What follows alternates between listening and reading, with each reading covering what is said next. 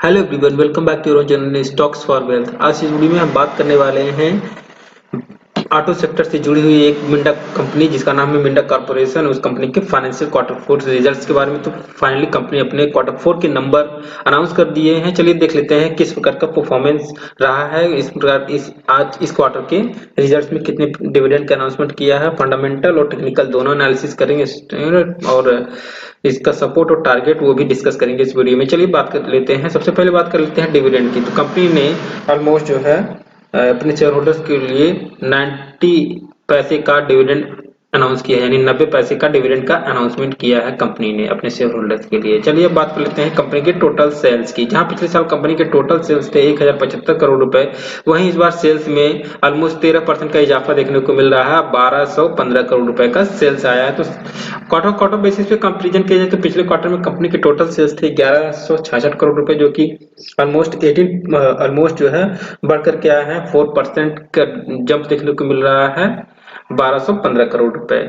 बात कर लेते हैं नेट प्रॉफिट की। तो जहां पिछले साल कंपनी के टोटल नेट प्रॉफिट्स थे 122 करोड़ रुपए, वहीं इस बार प्रॉफिट्स में डिक्लाइन देखने को मिल रहा है।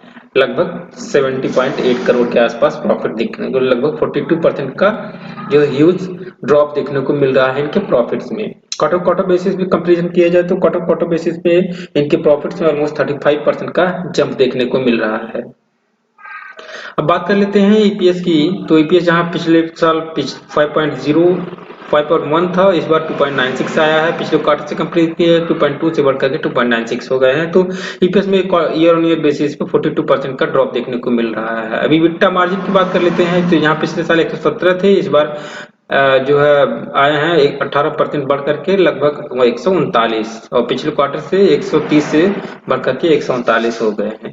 तो ओवरऑल देखा जाए कंपनी की तो सेल्स बढ़े हैं, बट यहाँ पे कंपनी के प्रॉफिट्स में ह्यूज डिक्लाइन देखने को मिल रहा है, जो कि एक नेगेटिव इम्पैक्ट डाल सकता है कंपनी के स्टॉक प्राइस पे।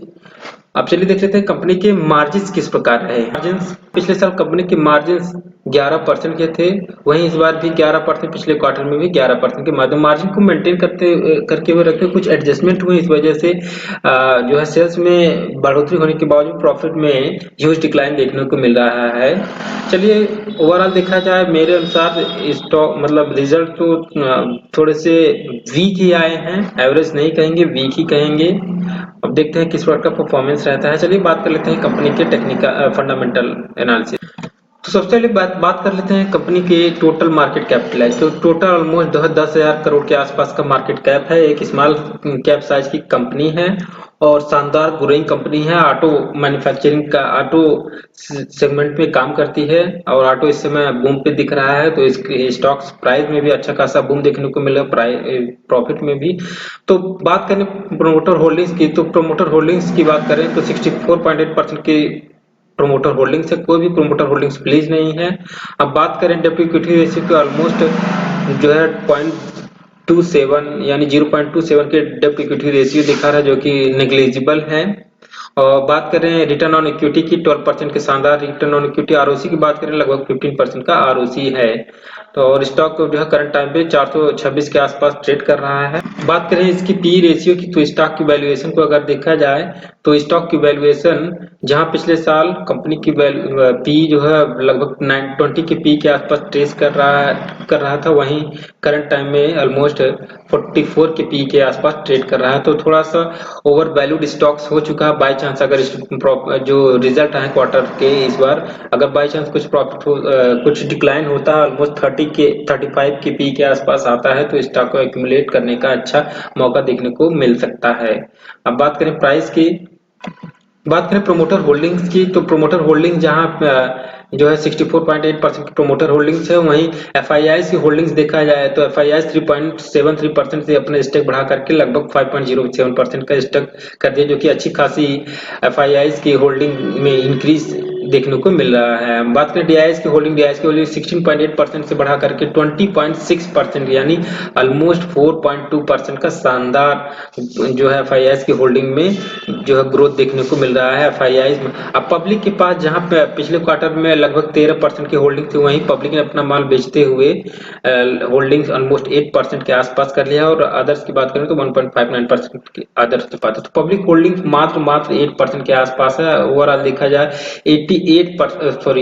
92% की होल्डिंग स्ट्रॉन्ग हैंड्स में देखने को मिल रही है, जो कि एक अच्छी खासी कंपनी को स्ट्रेंथ को दर्शाता है। एफआईडीआईज के जो इंडिकेटर है वो इससे इन्वेस्टर्स का भरोसा और भी स्ट्रांग हो जाता है, आने वाले समय में अच्छा कंपनी ग्रो कर सके। ये मेरा पॉइंट ऑफ व्यू है, आपका क्या है कमेंट सेक्शन में कमेंट करके जरूर बताइएगा।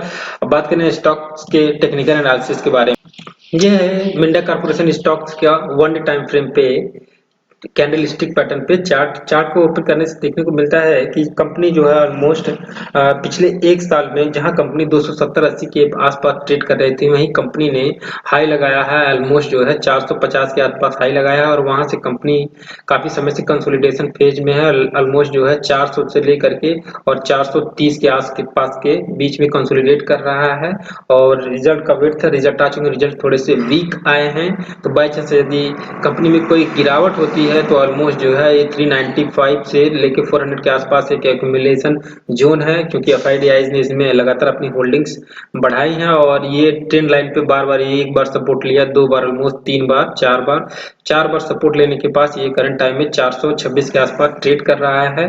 तो बाई चांस अगर इस स्टॉक में आगे कोई जो है बियर मार्केट में कुछ गिरावट होती है, कुछ करेक्शंस होते हैं, तो ऑलमोस्ट जो है 395 से लेके 400 के आसपास इसमें थोड़ी सी मात्रा में बाय किया जा सकता है। ये सपोर्ट, ये ट्रेंड लाइन है, इस पे बार बार सपोर्ट लेता है। सो फ्रेंड्स, ये एनालिसिस आपको कैसी लगी, ये वीडियो आपको कैसी लगी, प्लीज वीडियो को पसंद आई हो तो लाइक करिए, चैनल को सब्सक्राइब करिए, बेल आइकन जरूर प्रेस करिए ताकि इस प्रकार की इंफॉर्मेटिव वीडियो आपको टाइमली मिल सके। तब तक के लिए मिलते हैं नेक्स्ट वीडियो में। Thank you for watching, bye bye.